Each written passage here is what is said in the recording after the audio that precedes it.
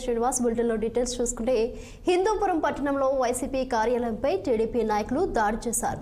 దాడిలో దివంగత మాజీ ముఖ్యమంత్రి రాజశేఖర రెడ్డి విగ్రహం అలాగే ఫర్నిచర్ గోడలకు అమర్చిన గ్లాసులు ధ్వంసమయ్యాయి. కోటి సంతకాల కార్యక్రమంలో వైసీపీ సమన్వయకర్త వేణురెడ్డి చేసిన వ్యాఖ్యల అనంతరం దాడి ఘటన చోటు చేసుకుంది. ధ్వంసమైన దృశ్యాలను వైఎస్ఆర్సీపీ జిల్లా అధ్యక్షురాలు ఉషశ్రీ స్వయంగా పరిశీలించారు.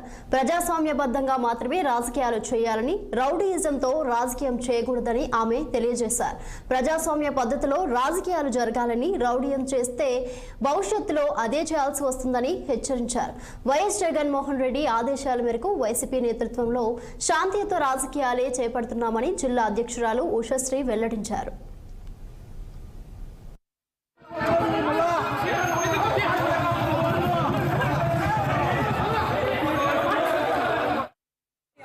వైఎస్ఆర్సీపీ పార్టీ ఆఫీస్ పైన ఏదైతే టీడీపీ వాళ్ళందరూ అటాక్ చేశారో దాన్ని ఖండిస్తూ వేలాది మంది కార్యకర్తలతో ఈరోజు వచ్చి వందలాది మంది కార్యకర్తలతో వచ్చి ఈరోజు పోలీస్ స్టేషన్లో కంప్లైంట్ ఇవ్వడం జరిగింది.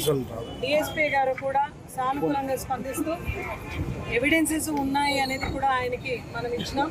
డెఫినెట్గా వీళ్ళ పైన చర్యలు తీసుకుంటామని చెప్పినారు. ఎవరైతే ఈ ఒక్క ఆలోచన వచ్చిందో, ఈ యొక్క దుర్మార్గానికి పాల్పడినారో వాళ్ళందరినీ కూడా ఇమ్మీడియట్గా కేసు కట్టి అరెస్ట్ చేయాలి. అదేవిధంగా ఈరోజు దీపికమ్మ కానీ వేణురెడ్డి గారు కానీ ఆఫీస్లో ఉండింటే వాళ్ళపైన కూడా అటాక్ చేయాలనే దృక్పథంతో వాడు వచ్చినారు. కాబట్టి ఖచ్చితంగా వాళ్ళపైన అటెంప్ట్ మర్డర్ కేసు కూడా కట్టాలి అని పోలీసు వాళ్ళందరికీ కూడా. పశ్చిమ గోదావరి జిల్లాలోని తణుకు మండలం మద్దాపురం